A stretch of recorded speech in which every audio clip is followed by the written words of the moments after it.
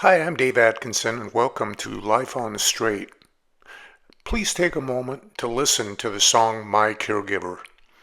It is now available on music stores and streaming services, including iTunes, Amazon, Spotify, Pandora, and many others. I've also placed the music video under my Creative Projects playlist. This is part 7 of the story behind the song. 3 months pass so quickly, some scans to check things out. The doc looked at the images and said there was no doubt. My disease was not quite done with me. It was there in my right lung. As the tears rolled down my wife's face, the realization stung. On September 10th, we returned to the SCCA House as we had follow-up consults with my team of doctors over the next 2 days. They just wanted to see how things were progressing and if I was having any problems. On October 4th, we returned to the SCCA House as the next day, Dr. Thompson was scheduled to remove my stitches. That night, my phantom leg exacted its revenge.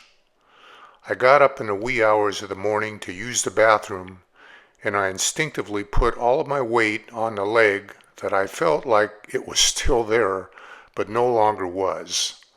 I fell hard onto the vinyl floor, landing directly on the surgical area where all of my stitches were. I was able to crawl back upright using the nearby sofa and support myself with forearm crutches, but that tumble hurt like hell.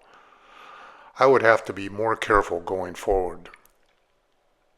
The next day, one of Dr. Thompson's team members removed my stitches. I had a lot of them, and many were deep, so it wasn't a pleasant experience, but I was glad once they were out. On October 19th, my wheelchair finally arrived.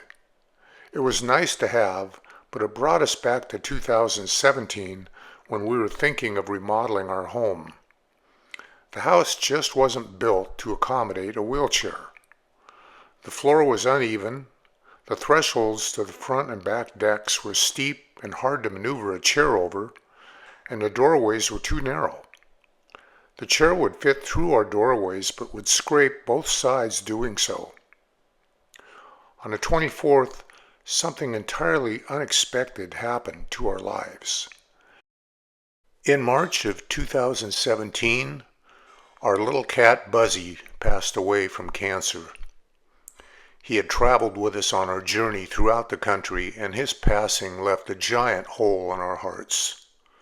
We were now waiting for a friend at a real estate firm in Kingston where she worked, and while we were waiting, we stuck our noses inside the adjacent PAWS space that was next door. And PAWS stands for Progressive Animal Welfare Society. All they had were cats that needed to be adopted. I walked by the glass enclosed pens, and when I got to the one with a tabby female kitten named Rita, she sprung up on her hind legs and pawed at the glass with her little voice sounding like a squeaky wheel.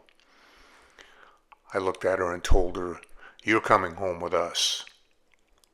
Meanwhile, Amy had found another kitten named Paula, and with her spotted white and gray coat and deep blue-green eyes, we both took a liking to her.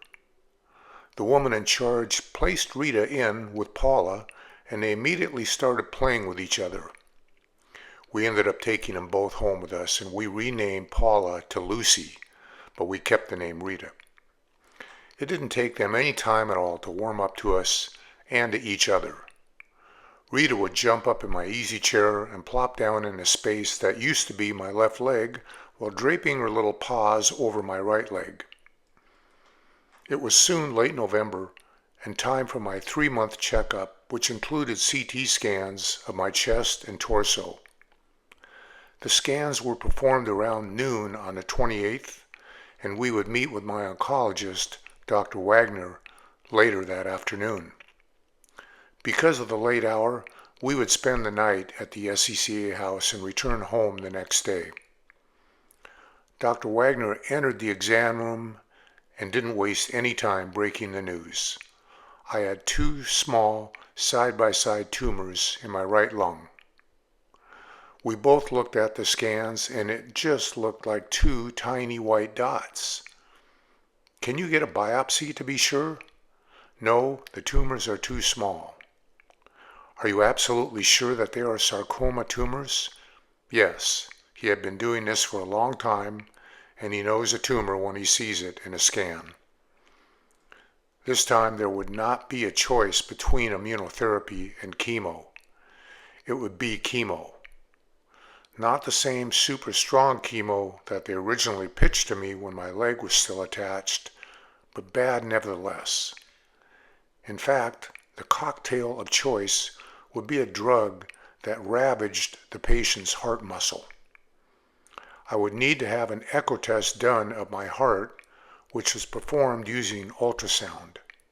But first, I was scheduled on December 4th to have what is known as a power port surgically implanted in my upper right chest, just above my right breast area.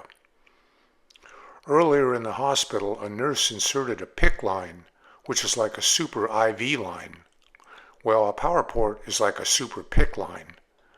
It is entirely implanted below the skin, where the reservoir can be accessed with a special needle. Once accessed, the port can be used for blood draws, for contrast injections used in scans, and for chemotherapy infusions. Once again, we returned to Seattle and stayed at the SCCA House. I had another long clipboard of consent forms to sign and was shocked that they would be using fentanyl for dealing with the pain.